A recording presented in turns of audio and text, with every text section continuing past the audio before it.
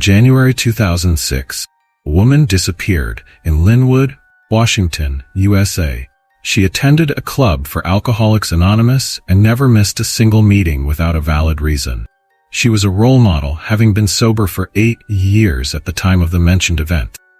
However, she eventually stopped visiting her friends who were struggling with similar problems.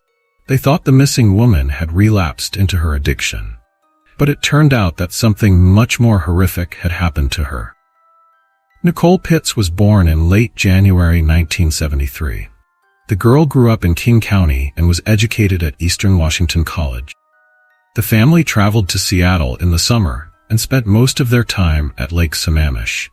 Nicole had a close relationship with her mother, Gil, and also a good relationship with her stepfather, named Rod. Nicole met her future husband, David, in the 90s while working at a fitness club. They understood each other immediately and soon considered a romantic relationship and life together. The couple married only in 2002 after they confirmed their feeling. Their wedding was very beautiful and took place on the island of Maui, Hawaii. In 2005, the couple bought an apartment in Linwood, Washington, where they could spend their time in their favorite environment. At the time of their move, it was a developed but quiet town with less than 40,000 inhabitants. It had narrow streets, numerous bars and restaurants. It was very similar to their previous residence, and the young family fell in love with this place from the first moment. The woman was sociable and had many friends. Even in a new place, Nicole made new acquaintances within a few days, developing good friendships with some of them. She loved animals, often walked her dogs in the neighborhood, or relaxed at home with a few cats. Animals meant everything to her, and she took care of them like small children.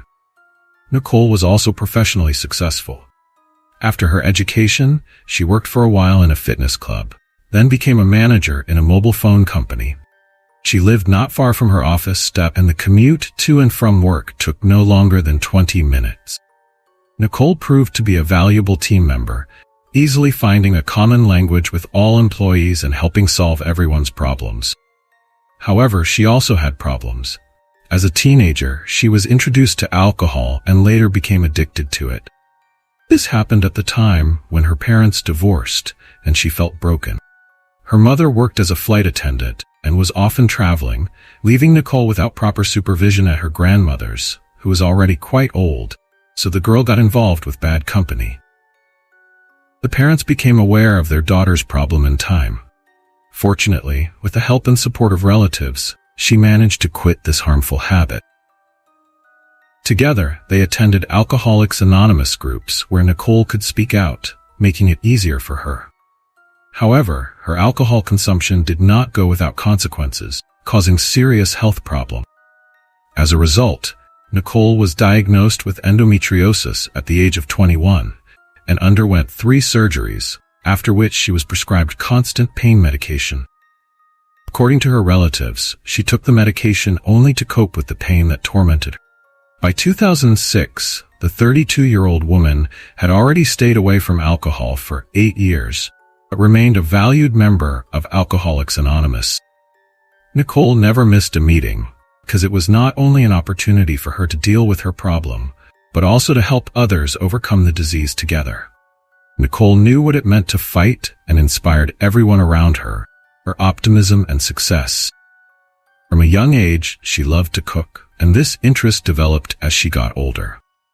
She enjoyed bringing various dishes she had prepared herself directly to her husband at work, which he loved her for. Nicole talked to her mother daily, with whom she was very close. At the beginning of 2006, Nicole looked forward to her 33rd birthday on January 27. Just 2 days before her birthday, she unexpectedly did not appear at an Alcoholics Anonymous meeting in the nearby town of Renton. David came home late from work that day and went straight to bed. According to him, his wife was still at home. However, the next morning, she left the house, and he never saw his wife again. David tried to call her to ask if everything was okay, but Nicole ignored all the calls. The man thought that his wife might be upset because he did not talk to her during dinner the previous evening, which was her habit, and went straight to bed because he was tired. So, he thought about how to apologize to his wife and went to work. Throughout the day, he kept trying to call his beloved, but she remained silent, and this began to worry him. Therefore, the husband contacted several of her friends and her mother, but no one had seen Nicole. In the evening, the man returned home and found his wife was not there. When she did not come for dinner, he decided to contact the police. Nicole's husband called the sheriff's office that evening, but was told that not enough time had passed to consider the woman missing. The man managed to persuade the officers to check her whereabouts, believing that his wife's behavior was completely uncharacteristic, and he strongly suspected that something had happened to her. Investigators arrived at the couple's apartment, where, besides Nicole, her Volkswagen Jetta was also missing. She was on her usual way to work in the morning, but disappeared somewhere between Linwood and Renton. The missing woman's mother and stepfather were also worried about her disappearance. The woman had not received a call from her daughter all day and considered this a bad sign. The parents of the missing woman supported his decision to contact the police. The officers called Nicole's social circle, and after ensuring that no one had seen her since her disappearance, began searching for her. That same day, the missing woman's family booked a flight to Washington. They hoped for the best and wanted to provide any possible assistance to find their daughter as quickly as possible. Everyone was bewildered, as Nicole was a very reliable and responsible person. She would never disappear or ignore attempts to contact her. Even if she couldn't respond immediately, she would call back soon. The longer her silence lasted, the more worried her parents and husband became. Everyone involved in the search for Nicole immediately set to work. Even her mother and stepfather rushed to the police as soon as they flew into the city. Members of the Alcoholics Anonymous Club, who loved Nicole dearly and wanted to help her family, also participated in the search and rescue operation. This club was very important to her. Not only did she never miss a meeting, but this time she was supposed to receive a reward for 8 years of sobriety, of which she was very proud. There was no single reason for her to go somewhere and leave all her affairs behind. Nicole's answering machine was overflowing with calls from dozens of friends and family members, but not a single one got through. Some thought she might be facing alcohol problems again, although she had successfully managed her addiction for years. The reality, however, was much more frightening. In the meantime, the police were not only busy searching for the missing woman, but also looking for her car. Every neighborhood in Linwood was combed, but without success. The missing woman's parents, Rod and Gail, were not idle either. They set up a website to receive information about their missing daughter. Although there were reactions to their plight, most of the messages left by users were wishes for the search's success, and the remaining information was false. The search seemed to be at a dead end until chance intervened. On February 7th, a local jogger in the Sunset Park Forest area, where there was a small lake, decided to take a shortcut through the plantation's outskirts and stumbled upon a strange object under a blackberry bush.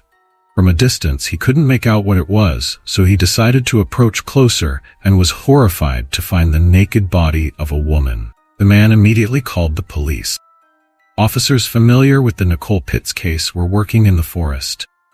They immediately identified the body as hers. It was evident to the naked eye that the woman had not died of natural causes. Since she was not wearing clothes, it was assumed that she had been raped and that this was probably the motive for the crime. However, the medical examiner determined that it was not a rape. After an autopsy in the lab, it was found that the deceased had sustained several injuries during the blows. The cause of death was suffocation. Numerous blunt force injuries were found on the woman's body, including on her legs, torso, and head. Nicole's murder was extremely brutal, suggesting a personal motive stemming from hatred. But who would do such a thing to Nicole if she had no enemies? The case was reclassified from disappearance to murder. The news of Nicole's murder was devastating for her husband and parents. They couldn't believe that their loved one was gone. Investigators began tracing the victim's last movements, reviewing her bank card transaction. It turned out that she had last used it on January 30th in a neighboring town, where she paid for gas. Investigators requested video footage from the gas station, suspecting that the murderer might have used her card, and they had the chance to see him on the recording. While waiting for the footage, officers continued searching for the victim's car, as it could provide crucial data for the investigation. They re-examined the identity of the murdered woman and her social circle. There were no leads. Nicole was one of the friendliest women at her workplace and in her club. She had no enemies and could never have had any. She was a loyal friend, a loving wife, tender daughter, a competent employee, and loved her pets. She even turned her own addiction to good use by supporting people who couldn't follow her example, giving up alcohol. While investigators used their methods to find the car, family and friends were not idle.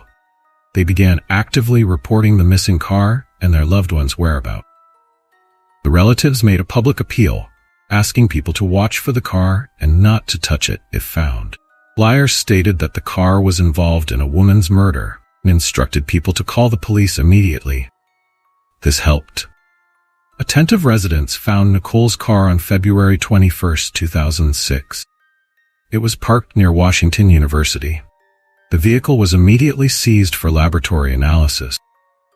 Law enforcement hoped to find clues about the perpetrator and reconstruct the chain of events that led to the tragedy. They found a large amount of trash and items in the car, ranging from books to sports equipment. The police were interested in something more significant, such as a data carrier, ideally the victim's phone. Investigators found out that someone had continued using the woman's ID and credit card after her disappearance. They were missing from the car and the victim's apartment. Investigators actively pursued the theory that Nicole's car might have broken down on the road, and she was picked up by a stranger who brutally attacked her. The car was in an unusual place, since Nicole had to drive to another town. Based on the seat position, the car was driven by someone significantly larger and stronger than Nicole. In the lab, the seat position was carefully measured to gather information about the likely perpetrator. Additionally, DNA traces, hair, and a single fingerprint were found inside the car. All this was meticulously collected and matched with databases. Meanwhile, several patrol officers went to the area where the car was found and questioned residents of the surrounding houses to see if anyone had seen the moment when the murdered woman's car appeared in the parking lot or the driver who parked it. This led to no results, even though the car had been parked there since February 10th. The police determined this because a parking ticket dated February 10th for unauthorized parking was found on the windshield. Unfortunately, there were no surveillance cameras to help with the investigation. Forensic examination results, ordered to evaluate the found DNA traces, didn't take long. All DNA traces belonged to Nicole and David, with no foreign samples found in the car, which was strange, leaving the investigation with no new information to solve the crime. By early April, there were still no leads. The missing woman's mother and stepfather offered a reward of $10,000 for anyone providing information leading to the capture of the perpetrator. The family and friends of the victim wanted to stir up public interest. This could not only help obtain valuable information, but also have a psychological effect. Usually, murderers follow the developments after the crime. An active movement could not go unnoticed. Police officers love this technique because the criminals get nervous and make mistakes. To this end, the mother repeatedly appeared on various TV channels. During this time, her family had to return to Arizona due to work, but remained in constant contact with the investigating officers. The mother and stepfather were deeply affected by the tragedy, as Nicole was very close to both of them. The husband was inconsolable and frustrated by the lengthy investigation, but nothing advanced the investigation. Weeks turned into months without results. In September of that year, the case was handed over to another investigator who was highly experienced in his field. At that time, investigators were still gathering information about the woman's movements and trying to form a complete picture. The new investigator immediately applied for a search warrant for the house where the murdered woman lived. It turned out that this had not been done yet. The new investigator wanted to search the house and her belongings for clues, especially to check Nicole's computer data. They found no trace of the crime, no blood, or other clues in the house. There was also nothing of interest on the computer. David supported the investigation, but processing the massive amount of data took a long time. During this time, investigators continued to talk to witnesses and people who knew the victim, including 62-year-old Barbara, who had befriended the deceased after meeting her at the Alcoholics Anonymous Club. On the day of the disappearance, they were supposed to meet for coffee in the evening, but Nicole did not show up. Her friend initially thought she was late, but that was unlike her. So Barbara tried calling Nicole. She tried several times that day, but none of the calls were answered by the missing woman. It had been exactly a year since Nicole was murdered. For her family and friends, it had been torture. The police had a massive workload during this time, yet they never managed to catch the brutal criminal. At this point, the parents of the deceased were in a house in Arizona, suffering from the consequences of a murder committed by a monster. Their pain had not diminished over the year. Rob and Gail were desperate and decided to hire a private investigator.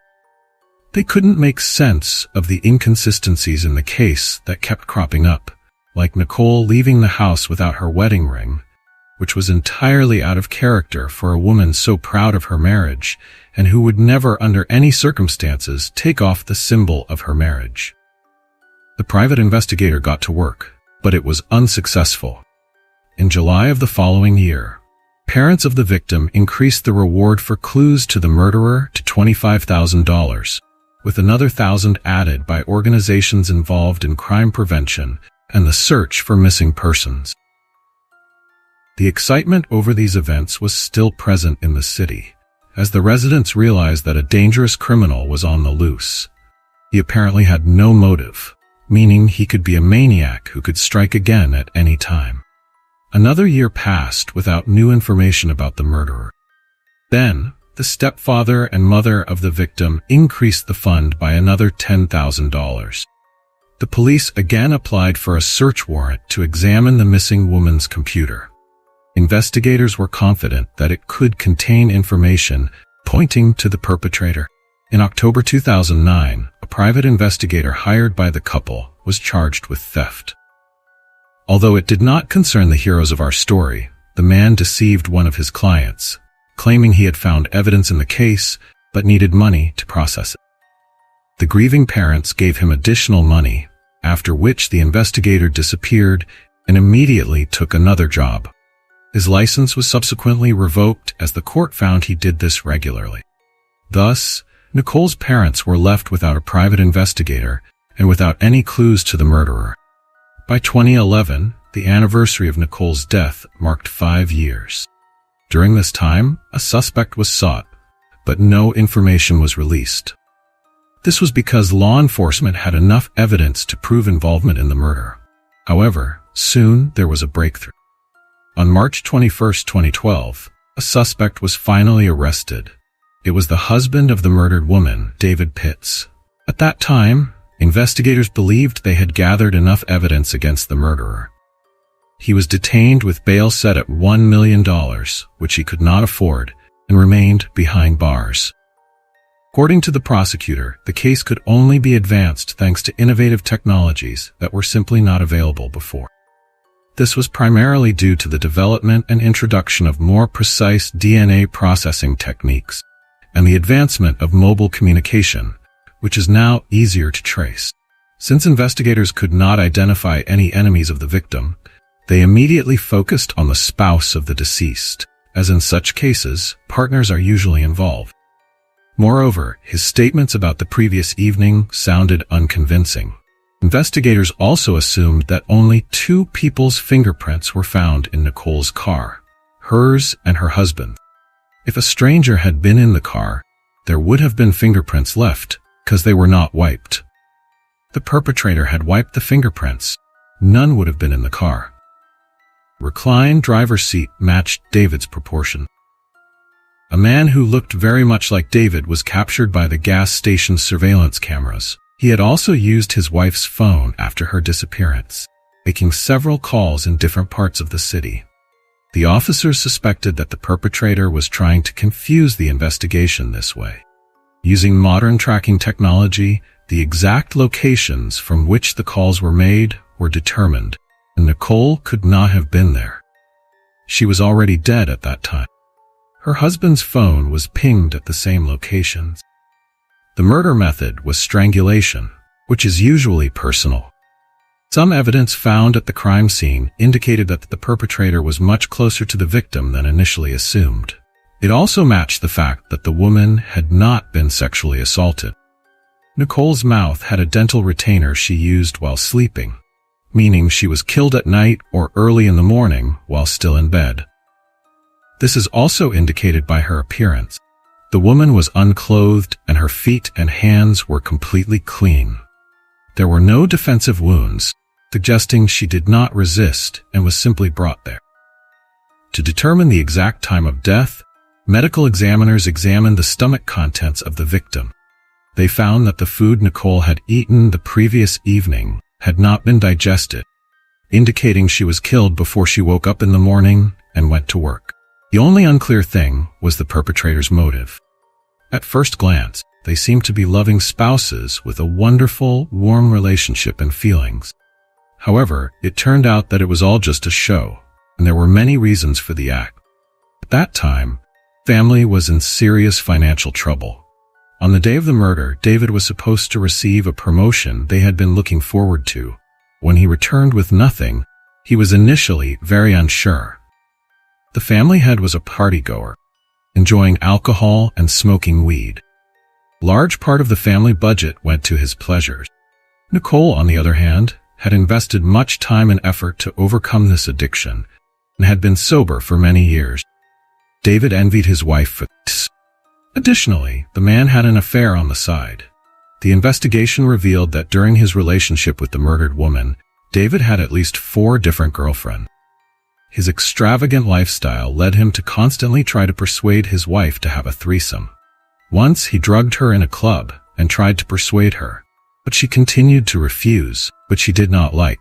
The man constantly accused his wife of being too boring. Nicole, on the other hand, blamed him for spending too much money on fun and alcohol and said it was time for him to settle down. In his club fun, he met women with whom he had sexual intercourse. David, who appeared to the police officers as a grieving widower, was actually not one. He did not wait long to mourn his wife's death. In the first days after Nicole's disappearance, he began looking for new lovers. When he was arrested, David already had another family and a child. For the victim's parents, this was very painful, as their daughter always dreamed of having children, but he wanted nothing to do with it.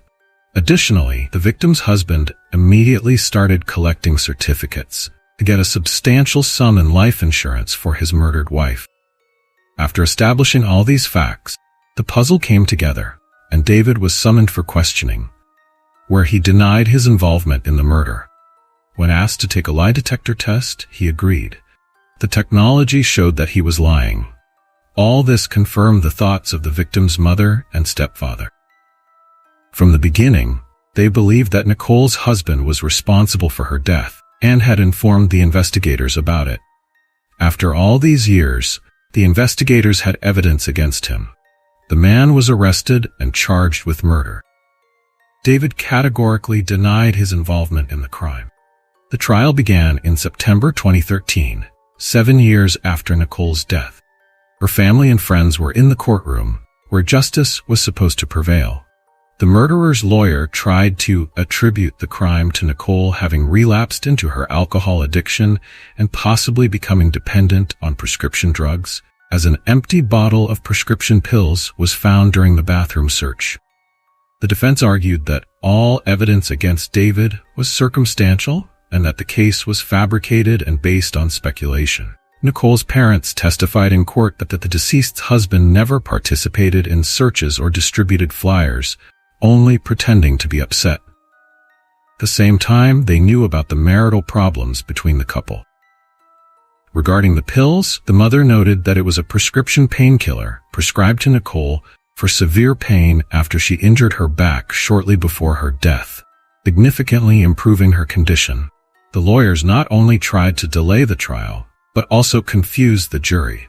Even if the medication was needed for pain relief rather than addiction, it in no way justified the brutal murder of the woman. After reading all the case materials, the jury began deliberations, which lasted 6 hours. In the end, they found 36-year-old David Pitts guilty of murdering his own wife. According to Washington state law, he faced 10 to 18 years in prison. The man was sentenced to the maximum sentence of 18 years in prison. He had been the prime suspect from the beginning, but it took a long 7 years to prove his guilt. Thank you for watching, and take care of yourself.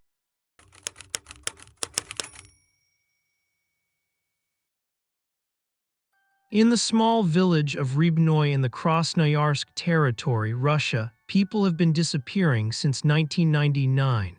Usually in such cases, the residents suspect each other. In this case, however, everyone knew exactly who was involved in the murders of their neighbors. They knew, but they preferred to keep it secret for fear of becoming the killer's next victim. What happened in this quiet and peaceful place for 15 years? This story could be made into a crime thriller or a horror film because it's the story of an ordinary man who suddenly became a brutal murderer. Why did he kill his victims, and how many did he kill before the police finally caught him? About 1,500 people lived in the village of Rybnoy, a quiet and peaceful place where everyone knew each other, so there seemed to be no crime. But suddenly in 1999, a serial killer appeared in the village. In early 2014, police were called to a strange crime. Nikolai Ivanov was found shot dead in the forest. Forensic experts were already working around the body, but what had happened? Not far from the victim, about 300 meters away, his motorcycle was found. It appears that Ivanov had driven to the crime scene, left his motorcycle behind, and continued on foot. His killer was already waiting for him there. Investigators had many questions. Where had Nikolai gone so late? Did his wife know about it, and why had she been the first to find him? Suspicions usually fall on relatives and acquaintances, but the villagers who had joined her in searching for her husband immediately ruled them out. After all, something like this had happened before. According to fellow villagers, Nikolai Ivanov was very good-natured, but sometimes very jealous of his wife, Lyudmila. Investigators began to investigate this version. It turned out that the day before the crime, his wife had been seen with a man from the same village who later helped with the search. However, no evidence against him could be found. The investigators decided to question the villagers. The people's reaction was suspicious. Everyone was frightened by the murder, but the crime didn't surprise them, as over the past 15 years, people had been disappearing and dying in the village of Rybnoy. The investigators began to dig. The first missing person was villager Sergei. The young man was described as kind and attentive. He worked hard and owned a car. But one unfortunate day, he had a serious accident. Sergei miraculously survived, but he was never the same afterward. His mother said that after the tragedy, her son became mentally ill, was constantly in a psychiatric hospital, and began drinking at home. After such binges, he would beat his mother and later even pick up an axe. The woman ran to her brother for help, who calmed his violent nephew.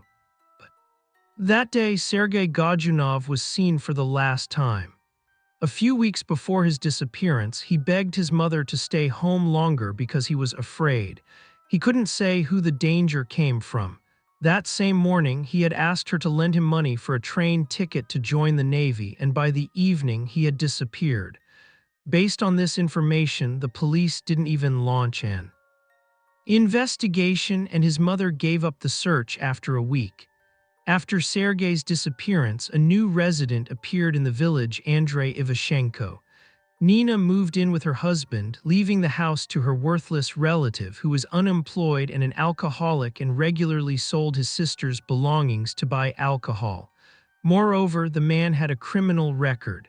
Within just a few months, an managed to turn the entire village against him, and then he too disappeared. Nina's husband suggested Sergei gather wild garlic. In the end, her husband returned from the forest alone. The whereabouts of his relative remained unknown. A certain Selena disappeared on December 31, 2009. The woman led a life on the fringes of society and was observed selling her body to men. Of course, all the victims were searched for and their missing persons reported. It seemed as if the locals even knew what had really happened to them, but they were simply afraid. When investigators questioned the villagers, they often heard one phrase: "The less you know, the longer you live." People were simply afraid. After all, the investigators were in the city several dozens of kilometers from the village. And the killer was right here near them. The most important question remained: why did the killer continue to kidnap and kill people from 2000 to 2009? There were suspicions that the killer might have been convicted. Investigations began to be conducted into all those convicted during those years, but no one was included on the list of suspects. The case of the Krasnoyarsk cleaner, as he was called in the media, stalled again. The killer's respite lasted until 2013, when Alina Nikitina disappeared. Once again, there were no leads, no evidence, and the locals remained silent. All that was found was a note left behind by Alina herself. It stated that the woman was going to another city to earn money because she had to pay child support to her daughter. Somehow, a certain Vladimir Kolbin repeatedly came under the investigators' scrutiny. He was either one of the last people to have contact with the missing people, or items were found on him that they had allegedly given him shortly before their disappearance. He was the uncle of the missing Sergei, and in the case of the last victim, even her partner. During interrogations, the man gave confident answers, despite having a criminal record. The last murder committed by the Krasnoyarsk cleaner occurred in early 2014. Incidentally, the madman earned the nickname Cleaner because the disappearances mainly involved people who caused problems for the locals, led an immoral lifestyle, or inflicted physical pain on others. But in 2014, the criminal was caught for the murder of Ivanov. The deceased's wife told investigators that her husband was last seen in the apartment of Vladimir Kolbin. Very little is known about Vladimir's early life. Born in 1957 in the Krasnoyarsk territory, he grew up in a socially difficult environment and had several brothers and sisters. As a child, Vladimir spent most of his time on the streets, which, as a socio-educational environment, had a strong influence on his personality development. As a result, he embarked on a life of crime. During the Soviet and post-Soviet years, beginning at the age of 14, Vladimir was repeatedly prosecuted and convicted several times. However, he was not convicted of violent crimes. In the mid-1990s, after another prison sentence, he reappeared in the village of Rybnoy, where his sister and brother lived. He later found a job as a security guard at an agricultural technical school and began a civil partnership with local resident Nina Reshetnikova. On July 15, 1999, Kolbin was on night duty at the technical school when he was the victim of a robbery.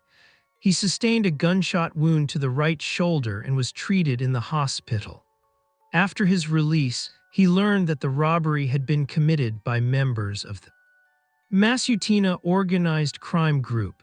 He and his accomplices were soon arrested and convicted, but a local businessman named Gruzdev, who had ordered the robbery, remained at large. Shortly after the trial, Gruzdev began threatening Kolbin. On October 15, 1999, Vladimir decided to kill Gruzdev. To this end, he planned to set fire to the summer kitchen, lure him out onto the street, and shoot him. Around 3:00 a.m., Kolbin woke his partner, armed himself with a rifle fitted with a homemade shotgun shell and a can of gasoline, and demanded that she come with him. On the way to the businessman's house, he ordered Reshetnikova to hide under a bridge over the river and wait for him. He himself approached the victim's house. Upon reaching the summer kitchen, he doused the walls with flammable material. However, he didn't set it on fire, but instead threw a stone at the dog to make it bark. About 5 minutes later, Gruzdev came onto the porch and turned on the light. Kolbin, who was behind the fence, shot him dead from a distance of about 2.5 meters. He then returned to the bridge, picked up his partner, and they went home together. He left the canisters of flammable material at the victim's house and burned the clothes he had worn in the stove. When investigators tracked down the suspected serial killer in 2014, who, without exaggeration, had become the terror of the village, they had no idea that the series of crimes had been going on since 1999. While searching for Ivanov, his son and a local resident found a path near Kolbin's house. Following it, they discovered the body of a man in the snow. The investigation into the murder was taken over by a criminal investigator from the Krasnoyarsk territory. While interviewing Ivanov's relatives and friends, he discovered that there had been a long history of disappearances in the village. The investigation continued until the summer, when investigators officially named Kolbin as the prime suspect. His property was searched. A cache of evidence was found on the property, a doghouse in which a rifle, the murder weapon, was hidden. Law enforcement officials suspected that there might be another cache of evidence in the flower bed in the courtyard of Kolbin's house and dug it up. Remains were found in the cache. The investigation revealed that they belonged to Elena Nikitina. By that time, Vladimir had already been arrested. Initially, he maintained his innocence, but just a few days later, he confessed to 6 counts and began cooperating with investigators.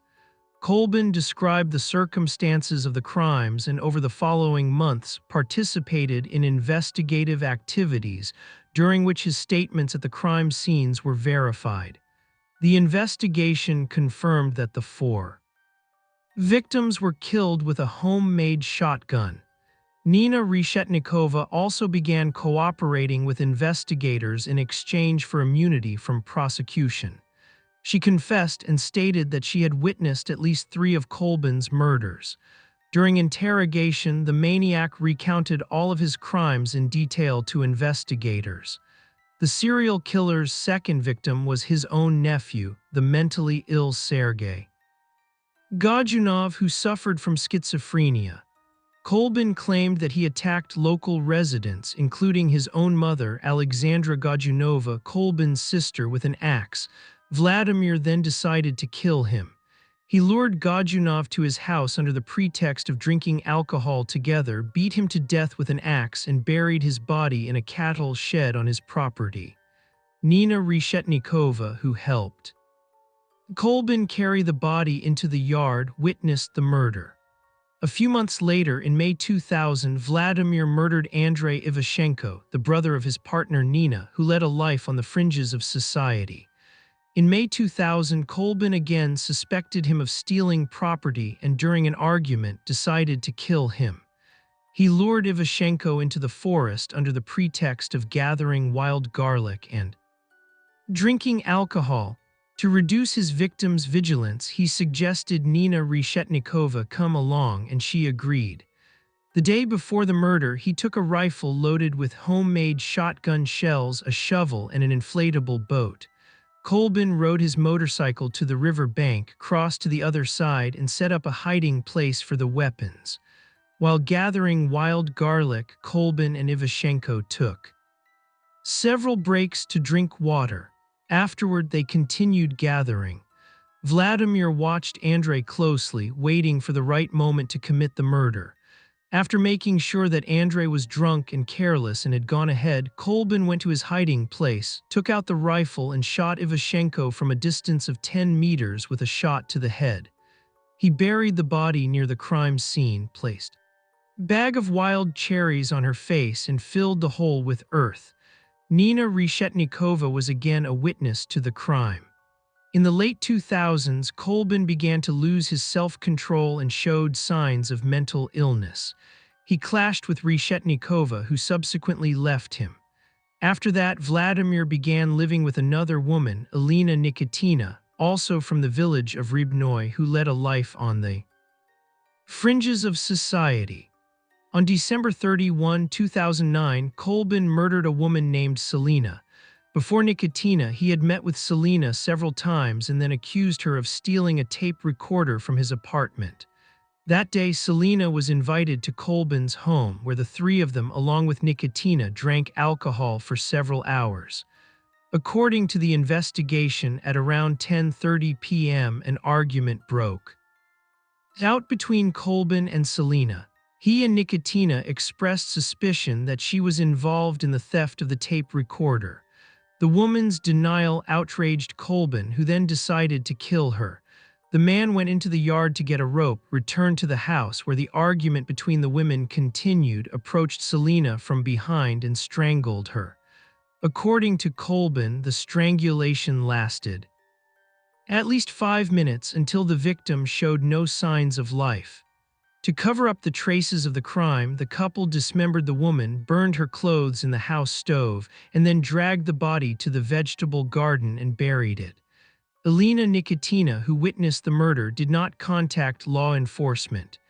In the summer of 2013, Kolbin also killed Nikitina, with whom his family life was not harmonious. The woman had problems with self-discipline and was unable to strictly follow certain life principles, rules, and norms. She refused to fulfill Kolbin's demands. According to investigators, the woman woke Vladimir at 5:30 a.m., after which an argument ensued, during which Vladimir slashed Elena's left eyebrow with an electric kettle. He sent Nikitina to the summer shower in the courtyard to wash. Meanwhile, the man took a rifle from a hiding place in the doghouse, went to the shower, and shot the woman in the back. Kolbin himself claimed that the woman survived and remained conscious. He then threw her face up to the ground, sat on top of her, and began choking her, grabbing her and squeezing her neck with all his strength. When she stopped breathing, he took a kitchen knife and stabbed Elena once in the left breast. Kolbin buried the victim's body in his yard, planted a flower bed at her grave site, and built a brick fence in the shape of a cross. To divert suspicion, he wrote a letter in Nikitina's name stating that she was leaving for another city to work and pay alimony to her daughter. He also actively assisted the police in their search for her. In early 2014, the man committed his last crime. His victim was a local resident, the same Nikolai Ivanov. Kolbin stated that on the day of the crime, Ivanov's drunken wife came to him, whom he provided with alcohol, after which she fell asleep. About 10 minutes later, an enraged Ivanov burst into the house. When he found his wife asleep, he began to injure her. Kolbin came to the woman's aid, who managed to escape from the house and offered Ivanov a drink. However, the man grabbed an axe and threatened him with death. Vladimir claimed he tried to calm the man down, but the man continued to advance with the axe. He then grabbed a rifle that was on the porch and shot him. The perpetrator then hid the rifle in its hiding place, dragged the body out into the street, and called Nina to ask her to bring the homemade sled made from a gasoline can. Reshetnikova helped move Ivanov's body behind the house where Vladimir hid it.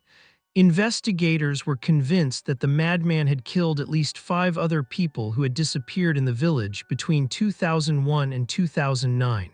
However, their disappearances could not be proven due to a lack of evidence. After the criminal case was referred to the court, Vladimir Kolbin was transferred to a psychiatric hospital for a forensic psychiatric examination. Based on the results, he was declared sane, despite being diagnosed with a personality disorder caused by a head injury and alcohol abuse. The experts concluded that these mental characteristics did not prevent him from recognizing the true nature and danger of his actions. The trial of 58-year-old Vladimir began in 2015. In June of that year, the Krasnoyarsk Regional Court found him guilty of 6 counts of murder and sentenced him to 19 years in prison. The first 9 years in prison, the remainder of which was to be served in a maximum security institution. Colbin escaped a life sentence because the court considered his confession, his appearance in court, and his active cooperation with the investigating authorities as mitigating circumstances. The court also considered his health and advanced age as mitigating circumstances. Due to her immunity from prosecution, Nina Reshetnikova was also not prosecuted. During one of the investigations, Colbin claimed that it was Nina who had asked him to shoot her brother, who had sold their property. It is noteworthy that Colbin killed people without remorse but observed funerals with reverence and even felt compassion for the victims. He placed a bag over the face of each corpse to prevent soil from falling on it during burial.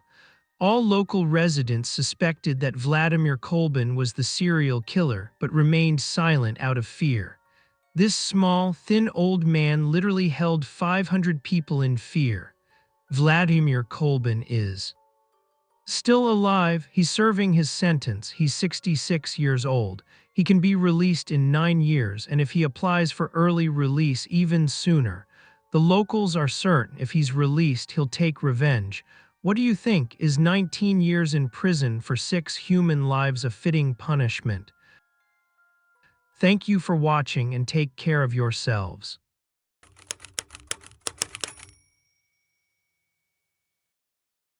When 25-year-old Karen Strom was found murdered and strangled in her home in Woods Cross, Utah, the townspeople were shocked.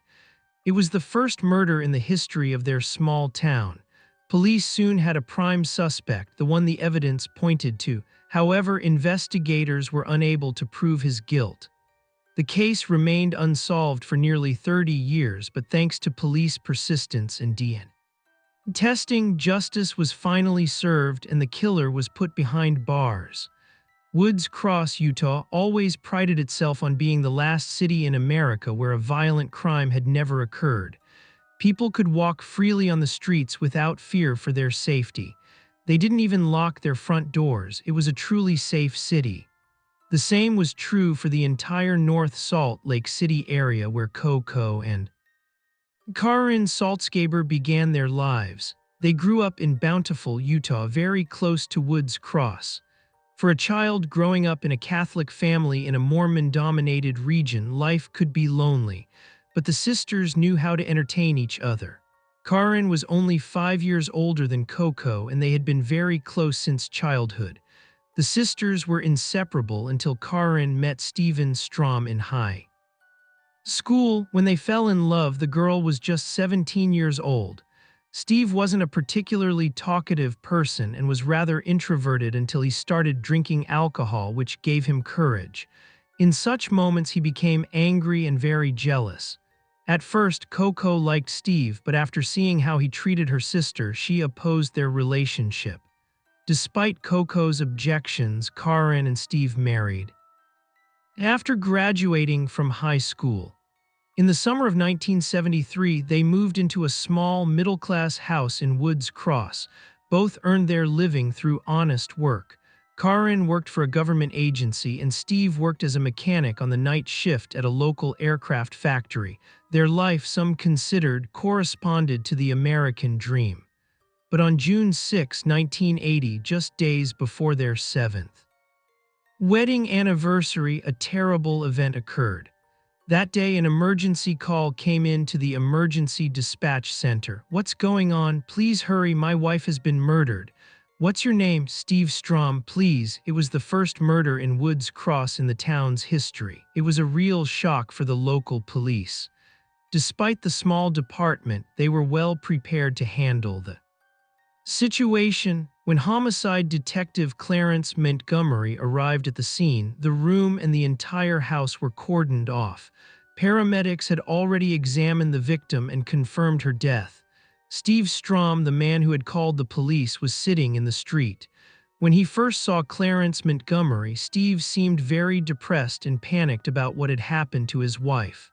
According to him, he had last seen Karen the evening before. One of the police officers questioned him and discovered that they had had dinner together, after which Steve left for work. The man added that Karen had been fine when he left. However, that changed when Steve returned home after his night shift. When he entered the house, he didn't notice anything to worry him. That was until he entered the bedroom and saw his wife lying on the floor. He examined her carefully and immediately realized she was dead. He then immediately called emergency services. The investigators continued to question Steve while Detective Montgomery investigated the house. He entered the bedroom and saw Karen lying on the floor. The bed was neatly made, and in the room was a television that had fallen off the wardrobe. It was lying on the floor and still working. Several objects were lying on the bed, broken or damaged, indicating a struggle. It was obvious that Karen Strom had been desperately fighting for her life. During a careful examination of her body, experts found numerous bruises and abrasions. The attack was so brutal that the skin on her neck was broken. There might have been traces of fingernails or other objects, and her throat was still bleeding in some places. No physical evidence or traces were found in the house that indicated the presence of a stranger. No fingerprints were found that were not those of the couple. Investigators could find no evidence to confirm the presence of an assailant. There were no signs of a forced entry or robbery, nothing. News of Karen's murder quickly spread. Throughout town, Coco and her family immediately rushed to the Strom's house. When she saw Steve sitting on the sidewalk with his head in his hands, Coco immediately thought that he had done it after all, that he had killed her sister. As it soon turned out, this opinion was prevalent among the Woods Cross investigators. It turned out that Steve had a motive. Karen wanted to leave him. She had filed for divorce and moved out. The man may have lost control of himself. Steve willingly cooperated with the police, admitting that their relationship was far from ideal. They had broken up about 3 months ago, and this was the first time they had spent time together. According to Steve, they had dinner at a restaurant the night before, then gone home, and he left for work at midnight. He hoped their relationship would improve and expected her to be home when he returned in the morning. The news that the couple's relationship had improved came as a surprise to Coco. The woman explained that Karen had met a man who lived near her home. He treated her like a queen, and Karen realized how different that was from the way Steve treated her. So she plucked up the courage to leave him. Despite her determination, she was afraid. Investigators hoped the autopsy would shed light on the circumstances that had remained hidden from them. According to the coroner's findings, Karen was strangled. Numerous bruises, abrasions, and scratches were found on her body around the neck, indicating that her death had been caused very brutally. There were no signs that she had had sexual intercourse before her death. However, numerous bruises were found on her thighs and genital area. The coroner determined that death occurred between 11:00 p.m. and 1:00 a.m. Steve claimed he left for work at 12:00 a.m., so he could have been home at the time of the murder. Montgomery could no longer ignore the inconsistencies in Steve's statement and made him the prime suspect. The reason for this was that they had been living apart for about 3 months. Steve had a nasty personality and was very jealous. He claimed that they had a good relationship, but that wasn't true. Karen was afraid that Steve might harm her if she left him. Nevertheless, she filed for divorce because she could no longer bear the constant conflict. When Karen decided to end the marriage, many knew it was only a matter of time before something terrible would happen. Rumors of domestic violence spread through accounts from friends and family members about the couple's turbulent family life.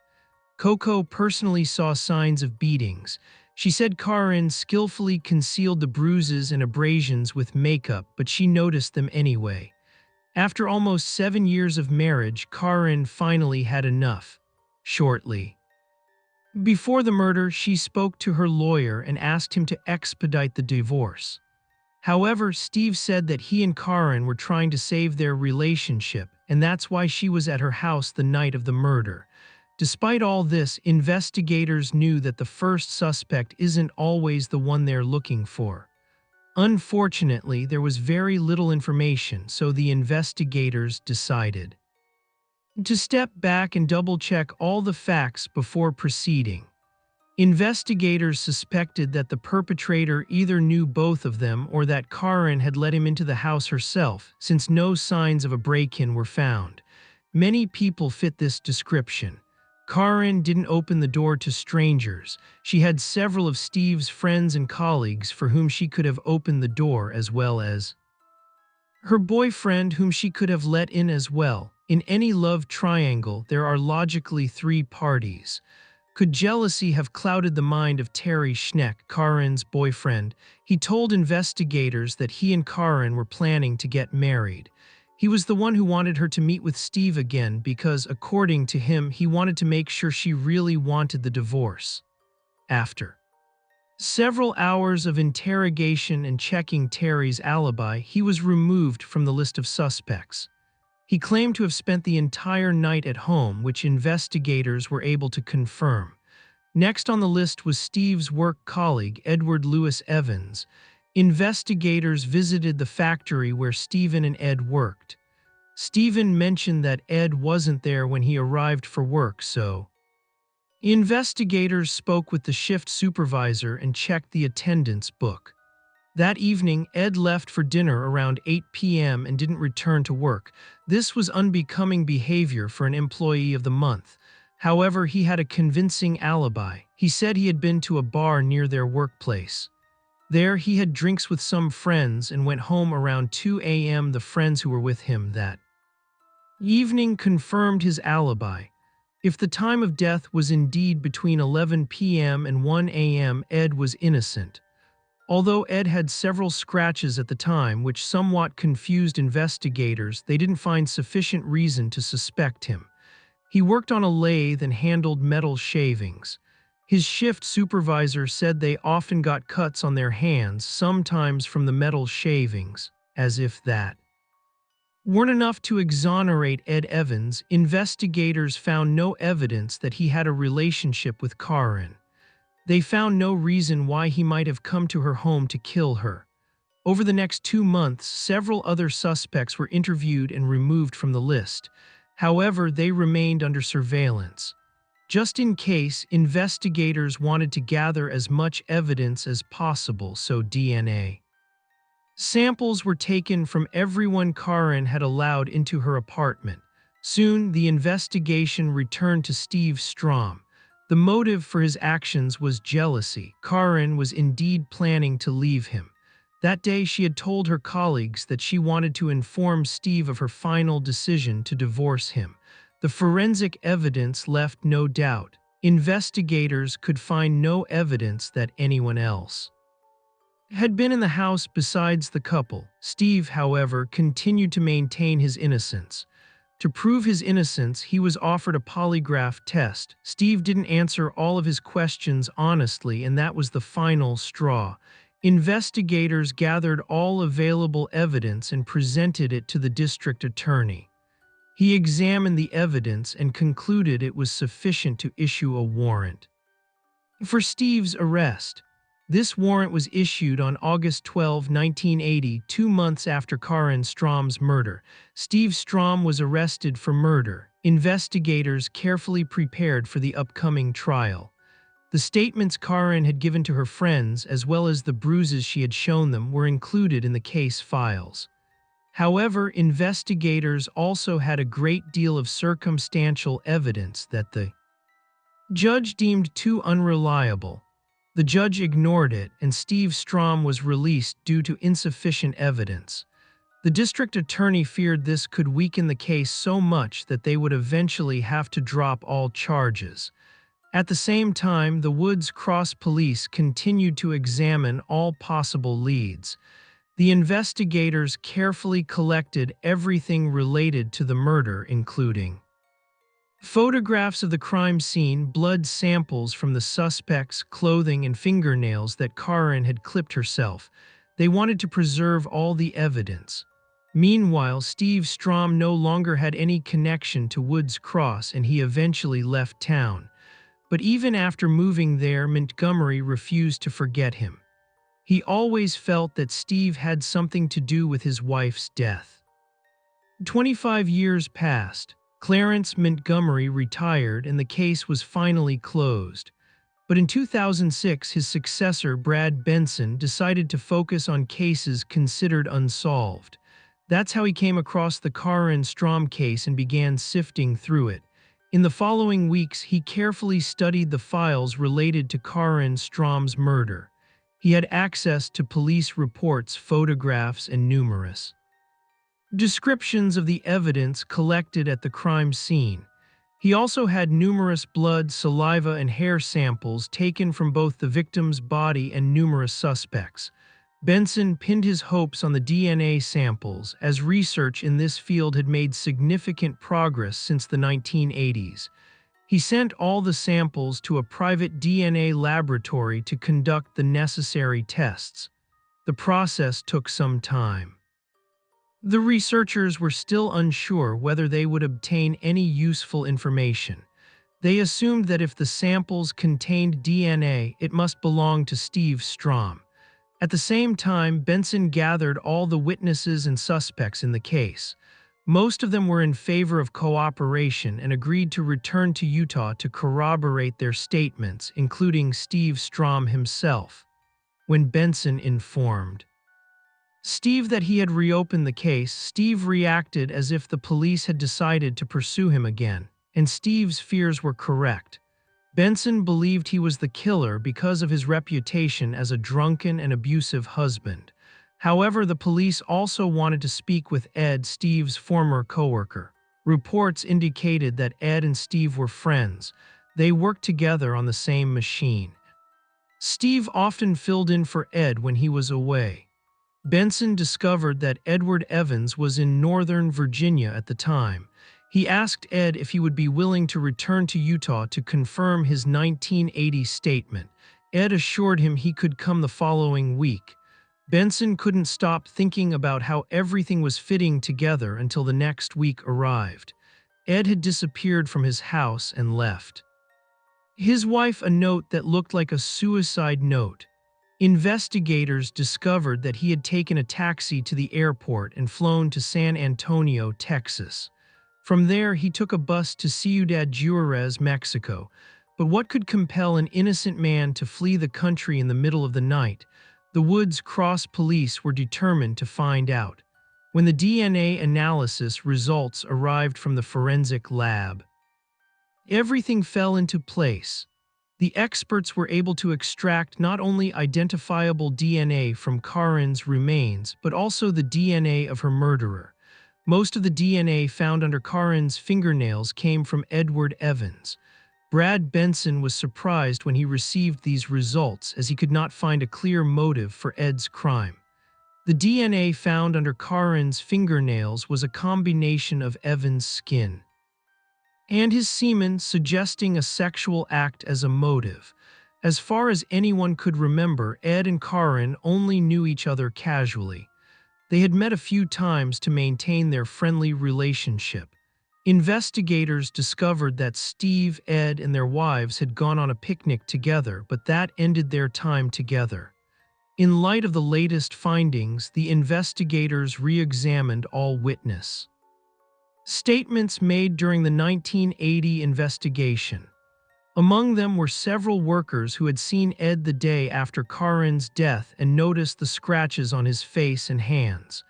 Fortunately, the investigators conducting the investigation at the time had taken photos of these scratches as a precaution.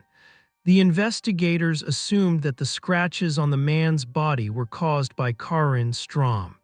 They used this information to obtain an arrest warrant for him. However, Ed was in Mexico. It took some time before he was found. Benson decided to re-examine his alibi. On the evening of Karen's murder, around 8 p.m., Ed left work and went to a bar. There he was accompanied by several colleagues, which confirmed his alibi. However, Benson contacted the people who had been in the bar again. They suspected that Ed might have disappeared unnoticed. The final straw was his dubious past. The investigators learned of other cases in which Ed had been prosecuted. The charges included women and violence, and although he was acquitted by a California jury in 1973, his victim continued to claim that Edward Evans was the man who sexually assaulted her, attempted to strangle her, and stabbed her. 8 days after Edward Evans' escape, police found and arrested him. The first court hearing took place in January 2008, during which the defense argued that the DNA found was not proof of his involvement in the brutal murder. His lawyer claimed that his client and Karen had an affair. According to him, they had a date that day during which they became intimate. This, according to the lawyer, was why Evans' semen was found under the fingernails of Karen Strom's right hand.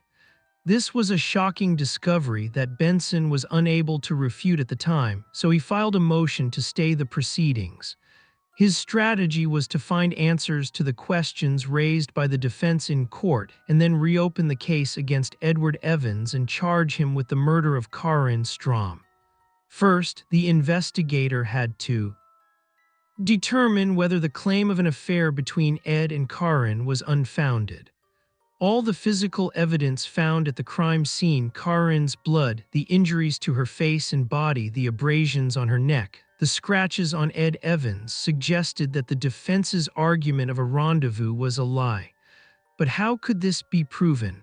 One of the goals of the prosecution team was to go back and re-examine all available evidence. It was a long and thorough investigation, but their efforts were soon rewarded. The prosecution team noticed small stains on Karen Strom's underwear, which she had worn on the night of the murder in one of the photographs. Her underwear was sent to a crime lab for testing. This process took 8 months. In September 2008, investigators learned that the blood on Karen's underwear matched Ed's blood samples. This evidence meant there had been a struggle between Karen and Ed and that his body bore injuries. Now prosecutors could reopen the case against Edward Evans. In the case of the state of Utah v. Edward Lewis Evans, we the jury have rendered our verdict and find the defendant, Edward Lewis Evans, guilty. After a week-long trial, Ed was found guilty of first-degree murder. In 1980, murder in Utah carried a sentence of 5 years to life imprisonment. Simply put, Ed had to serve a 5-year sentence for his crime. The court had to rely on the laws in effect in 1980 when the murder was committed, not those in effect today. Therefore, investigators could only remind the judge of the numerous pieces of evidence that they had against Ed. To ensure harsh sentence, they also wanted to ask Karen's sister to connect with Ed's victim from California. The investigators hoped that this woman would tell the judge what Ed had done to her in 1973 and show how similar this was to Karen's fate. Everything was carefully planned, but the defense was preparing its response. The man's lawyer explained in court that this woman didn't have to say anything, since Ed would confess, and indeed the man confessed to the murder, but not an ordinary one. Ed explained that he had killed Karen Strom but as a hitman, and according to his testimony, the man who had hired him for this was none other than Steve Strom. He claimed he had decided not to kill her. He had only wanted to warn her, but she started hitting him, and he told her that Steve wanted her dead. She continued hitting him, and he grabbed her by the throat to stop her. The next thing he remembered was her slipping from his hands and falling to the ground. She was dead. It was a dubious story, but it still had to be investigated, and the judge postponed sentencing until the circumstances were clarified. Investigators reopened the investigation into Steve Strom to find evidence that it was a murder for hire. However, during the reinvestigation, they confirmed their earlier conclusions. Ed had killed her for sexual reasons, not because Steve Strom had forced him to do it. Prosecutors described this story as a last-ditch effort by a desperate man. That was how everyone involved saw it, too. Ultimately, Edward Evans was sentenced to life in prison with the possibility of parole. His first parole hearing is scheduled for 2032. By then, he will be 82 and may never be released. Using the evidence, investigators were able to put all the pieces of the puzzle together and understand how the murder occurred. On the evening of June 5, 1980, at around 8 p.m., Ed left work and went to a bar with his colleagues. Instead of returning to his workplace, he went to Karin Strom's house and committed the murder there. Investigators suspected that Karin had unknowingly left the door open, allowing Ed to enter the house. She didn't respond to his advances, so he attempted to rape her. Karin resisted. She hit and scratched him. He then grabbed her by the throat and strangled her. He then left the house and continued to live his life. Thank you for watching and take care of yourselves.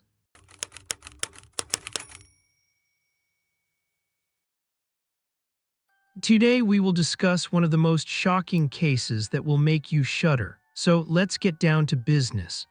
There are people of honor who, like everyone else, can make mistakes, and there are inhuman beings born to do evil and cause harm, destroying lives and destinies. Such people feel no compassion and are ready to justify the most heinous acts, as they only care about their own well-being. Today we are talking about precisely such people. In 2020, Angel Lin was a 19-year-old attractive young woman with big plans for the future. She lived in Great Britain and dreamed of becoming a criminal investigator and working in law enforcement. Around the same time, she developed a relationship with her boyfriend, Che Boskill. This relationship became a real problem for Angel, as the young man treated her very badly and oppressed her physically and emotionally. Unfortunately, she fell into the clutches of a manipulator who held her captive and controlled her by any means necessary, and was skilled enough to do so for a year. Che Boskill was a 20-year-old man with a dubious past. His mother raised her two sons alone, the second being Reese Norris. The circumstances in which everything happened were far from ideal. The children never knew their father. Their mother provided for them but had to work hard to provide them with everything they needed. For this reason, the boys were left to fend for themselves most of the time. From an early age, they were occasionally cared for by their mother's relatives, neighbors, or acquaintances, but this was not enough to instill in them positive human qualities. From an early age, Che was very aggressive and grew into an almost unruly teenager. He was well known to the youth police, but this had little influence on him. The hardest part for him was the transition period when he came into contact with the criminal milieu. However, this can hardly be called a coincidence, as Che has always been attracted to everything illegal. His brother was hardly different from him. He was just as bitter but a bit quieter. For their mother, this was normal. At least she always supported her children, no matter what they did, and stood by them. The woman practically never punished them. As Che grew older and got his driver's license, the young man developed a new, naturally unhealthy passion. He loved to drink alcohol and drove aggressively, cutting in and overtaking other road users. The boy constantly provoked accidents and kept a kind of blog in which he videotaped his exploits. Ultimately, this led to a serious accident in which he seriously injured one person and himself, but everyone survived. Now the young man was constantly in the sights of the authorities, but this had no effect. Already in high school, Che had close ties to organized crime. Within a few years, the extent of his activities increased. What began as petty offenses and thefts developed into serious crime. Now he was part of a gang. These weren't just any dealers, but an organization that engaged in the theft of expensive premium cars. When there were no such contracts, they robbed wealthy citizens. Later, it was proven that the gang was involved in the hijacking of at least 50 luxury cars. The cars were either sold whole or disassembled for spare parts. Apparently, Che considered himself a bad guy, wasn't ashamed of it, and was even proud of it. His social media pages contained corresponding photos and posts. Although he acted like a big shot, he was actually just a criminal who sought out weaker people to dominate and derive pleasure from. Naturally, it was mostly women who fell into such dependency. Among them was Angel Lin. She was born in 2001, the fourth of 6 children to Nikki and Patty Lin. They weren't wealthy just like Che's family, but Angel's living conditions were considerably better. Her mother and father were decent, hardworking, and respected people. They did everything for their children. Angel had a very close relationship with her family. She was described as a very lively, active woman who was afraid of nothing. Angel was very ambitious and wanted to fight crime, so it was her dream to join the police force. At the time of the tragic events, she was completing a civil service course at college. She tried to achieve everything on her own. As soon as the opportunity arose, Angel took a part-time job. By the end of her school years, she had several such jobs, which even allowed her to cover her living expenses in college and save a little for the future. In the mornings, she worked as a cleaner in private homes and in the evenings as a waitress.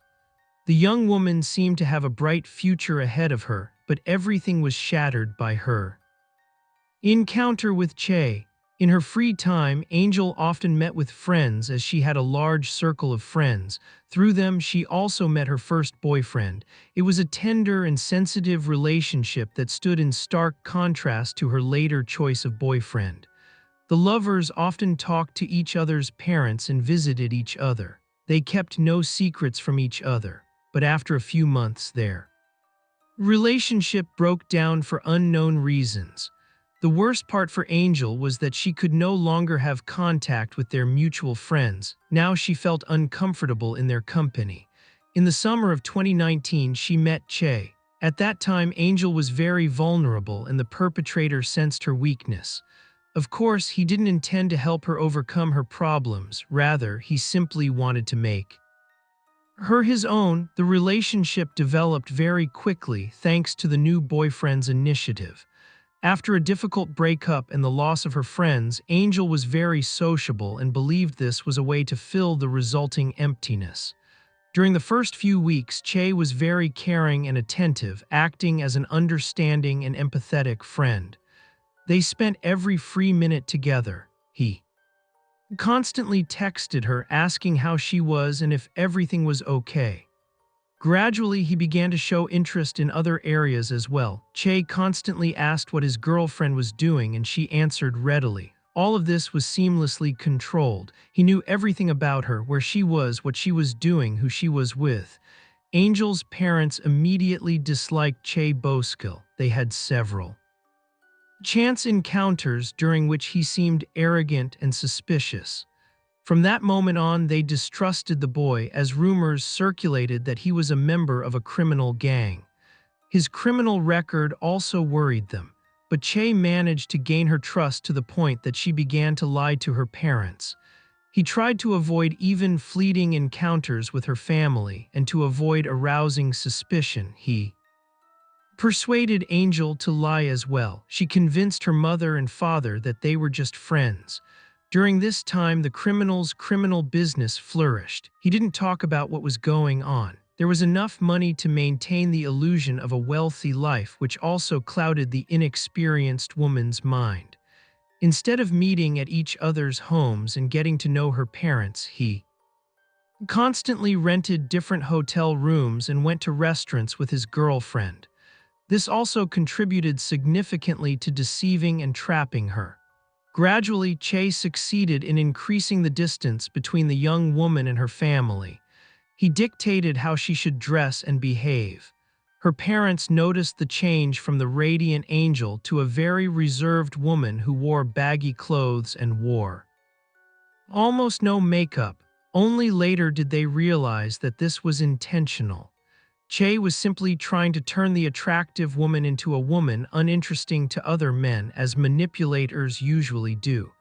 By this time, the man was already controlling his lover's social media pages and constantly checking new subscriptions and messages. If even a single man was among them, he demanded that she block him. Under his pressure, Angel even got a tattoo of Che's name. Che, of course, didn't have a job, only criminal business, so he had more than enough time to completely control his victim. He often began his day by driving or parking on Angel's route to work or other locations. He knew exactly where and how she stopped. At this point, his behavior already resembled stalking, but that was just the beginning. If the young man's appearance in town didn't seem so suspicious, over time he began to appear in every place where Angel stayed for more than half an hour. The young woman's phone rang incessantly. Che constantly called and texted her, demanding that she tell him where she was, what she was doing, or even take a photo of that place. It was enough that she was meeting with a group of friends, including a man, for Che to find out about it, accuse her of cheating, and insult her with the most filthy insults. The manipulator saw every man as a threat. He could trigger a conflict simply because Angel had taken the envelope from the postman. In early 2020, a few months after the relationship began, the young man had another conflict with the authorities. He was sentenced to 4 months in prison for theft. Controlling his girlfriend was no longer so easy, but he had a plan for this case as well. Every day at 6:00 p.m., he called her on her landline. Of course, Che could have called her cell phone, but then he wouldn't have been sure where Angel actually was. This was one of his methods of manipulating and controlling her. He used each of these calls to conduct a kind of interrogation to find out who his girlfriend had spent the day with and whether she had any contact with men at all. He intimidated her, insisting that she would face serious problems if he found out she was lying. The victim feared that her boyfriend's friends were watching her and was forced to comply. Che's first act after being released from prison in mid-2020 was to go to his girlfriend's parents' house and yell at them to return the money he had spent on her. As it turned out, shortly before his arrest, he had given her £80, which the woman's parents immediately returned. The boyfriend failed to take into account that the woman's constant, intrusive, and threatening phone calls during his imprisonment had also been paid for by her parents. Despite the return of the money, he did not calm down. From that moment on, his behavior became even more erratic. The man now used physical violence against Angel. The moral pressure did not stop, but after his release from prison, he severely beat her for the first time. His aggression became systematic. On July 9, 2020, even neighbors who had heard Angel's screams reported it to the police. The man who lived across the street was in his apartment when another argument broke out over alleged infidelity. Che pushed Angel so hard that she hit her head against the wall and was disoriented. The neighbor called the police, but the young people pretended nothing had happened. Unfortunately, the young woman refused to testify against him. The man had probably intimidated her so much that she was simply afraid. In the end, the domestic bully went unpunished. Of course, for people like Che, this could only lead to even greater cruelty. A few months after his release, Angel Lin was subjected to round-the-clock emotional and psychological abuse. He managed to suppress his victim so much that she felt trapped.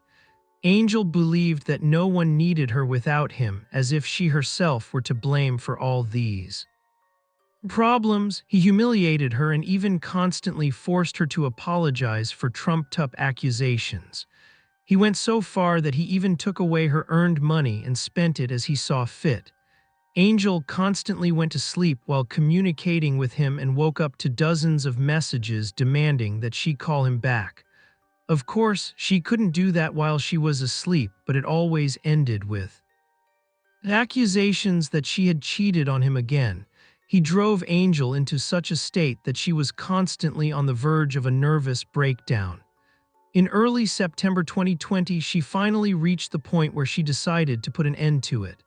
This happened after Che attacked her again, accusing her of fabricated infidelity and throwing her against a wall. Clear marks remained on her body, she was certain. She had suffered a skull fracture when the blow landed on her head. Angel realized that things couldn't go on like this. Ultimately, the bully would either cripple her or kill her. All she could do was let everything slowly lead to a breakup. Angel knew that the most dangerous phase in a breakup with a manipulator is precisely the end of the relationship. By a lucky coincidence, the young man softened somewhat after the beating, so she had to wait for the right moment. On September 17, 2020, Angel started working as a cleaning lady early in the morning. After she finished, she was supposed to pick up Che and his friend Rocco Wilkinson. The boys were 20 years old while Angel was 19. They often used her as a taxi driver when they had been drinking or consumed something stronger. She arrived at the parking lot where her boyfriend was waiting for her in a van. The group used the large vehicle to carry out their criminal activities. Angel picked up her boyfriend from the apartment, then the three of them drove out of town. At some point, another argument broke out in the car. She simply stopped on the highway near town, got out, and walked toward her home. Che wasn't about to let her go just like that. He ran after her, caught up with her, grabbed his petite girlfriend, and shoved her back into the van. Rocco Wilkinson was behind the wheel and continued driving toward a neighboring suburb. When police reviewed surveillance camera footage, Angel was seen being grabbed and carried back to the car at 10:36 a.m. Angel was now sitting between Rocco Wilkinson and Che, both of whom were blocking her from reaching the door to get out of the car. It was a kidnapping. Around the same time, police received several reports of a van behaving suspiciously on the road. The car was weaving and swaying. Later, the footage was analyzed. It appeared as if Angel was struggling with the criminals at that moment to escape. The aggressive driving continued, and something even violent was likely happening inside.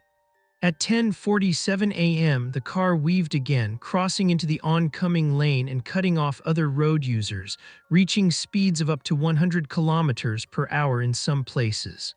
Suddenly, while driving, the side door opened and Angel fell onto the road, narrowly avoiding the wheels of a passing car.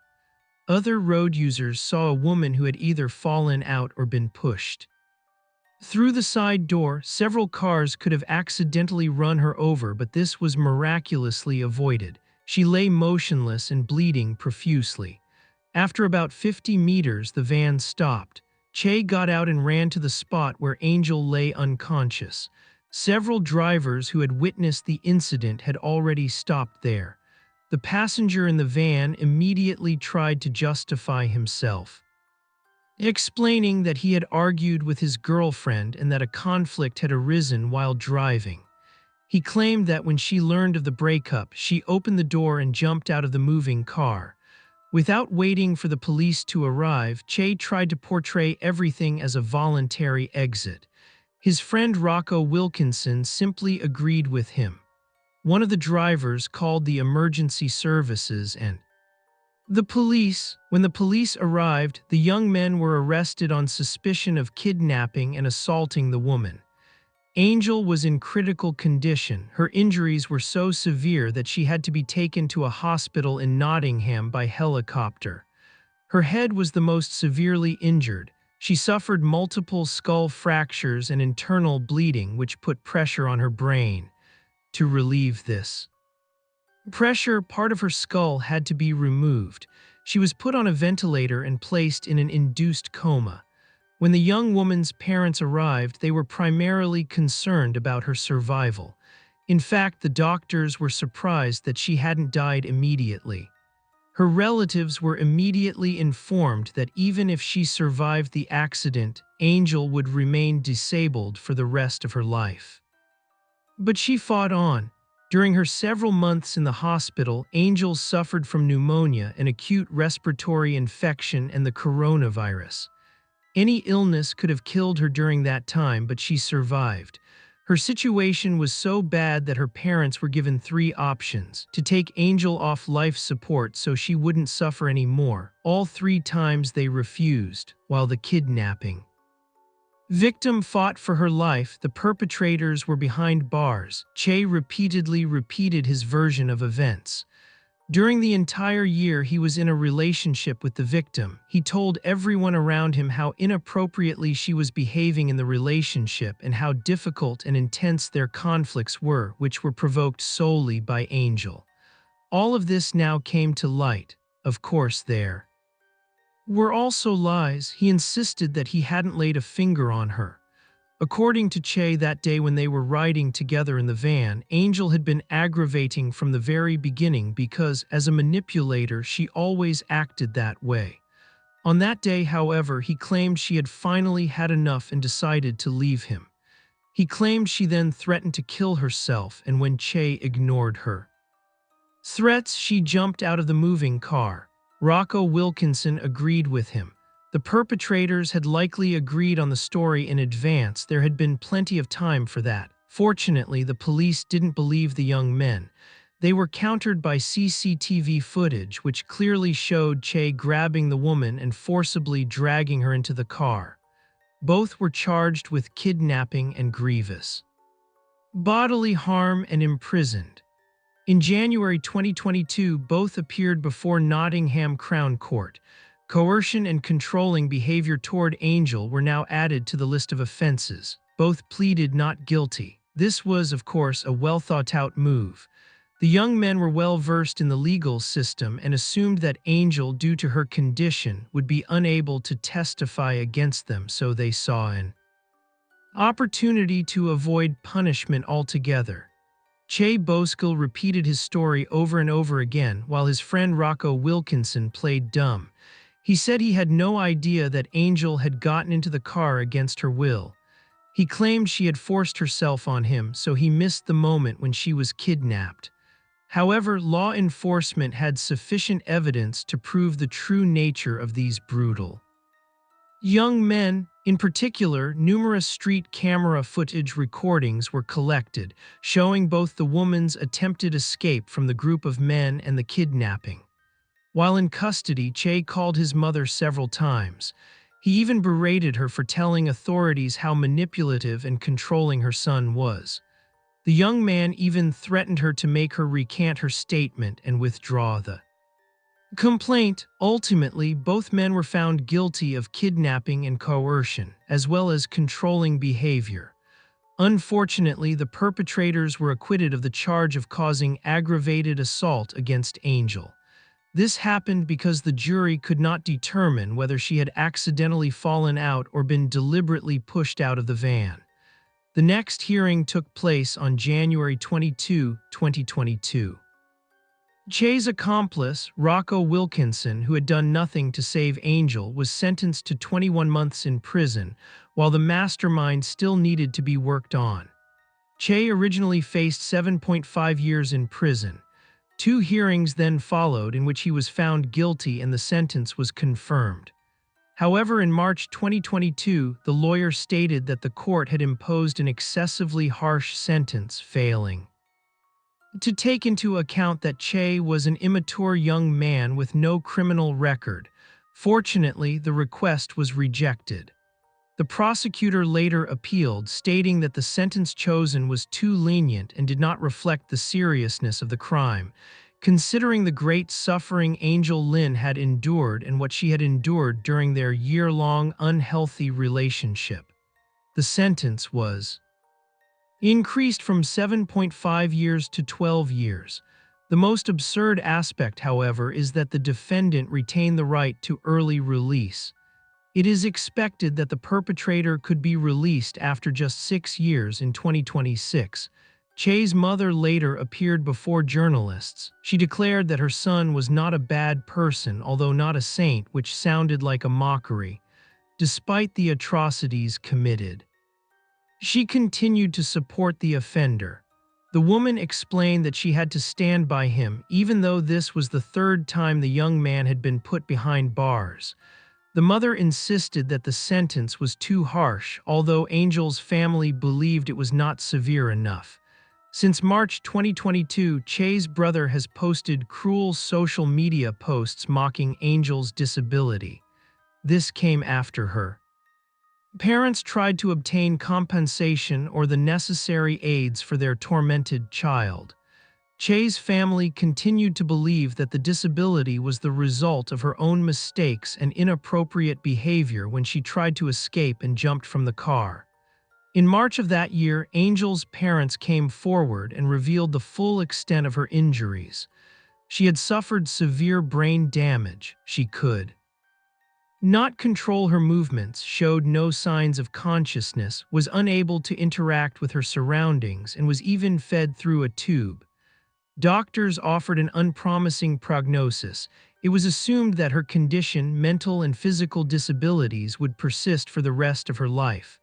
Although Angel showed no signs of consciousness for a long time, she surprised doctors again in May 2023. She stood up from her wheelchair for the first time, albeit only briefly. In September 2023, she spoke her first 3 words since the tragedy. Among them was "Mum," which brought tears to the hearts of all her relatives. The Angel Lynn case once again shocked the British public. Many continued to insist that Che Boscal's sentence was too lenient and did not adequately reflect the severity of the crime committed. His victim is confined to a wheelchair for the rest of her life. Despite her positive development, it is unlikely that she will ever be able to walk properly again, start a family, have children, and pursue the career she dreamed of. Her future has simply been taken away from her. Her parents are horrified to think what will become of their daughter if they die of old age. Che will soon be eligible for early release. The Lynn family has stated that they will fight tooth and nail to ensure that he spends at least the full 12 years behind bars. The relatives believe they received a life sentence because they will now be forced to spend the rest of their lives caring for their daughter's recovery. Their lives were turned upside down in an instant, and they have now had to become doctors and nurses to help Angel. The entire family was shaken and traumatized by this horrific event. Dedicated people have raised the issue of domestic violence. Many believe that such crimes are punished too leniently in European countries. Statistics show that in the UK alone, at least 2 women a week die at the hands of their manipulative partners, either during the relationship or after the breakup. Monitoring systems are currently in place in the UK, Scotland, and Northern Ireland to allow you to check on your partner. Of course, this does not offer 100% protection against someone who can completely control and destroy your life the moment you try to escape. These issues remain high on the agenda and require swift resolution. Thank you for watching and take care of yourselves.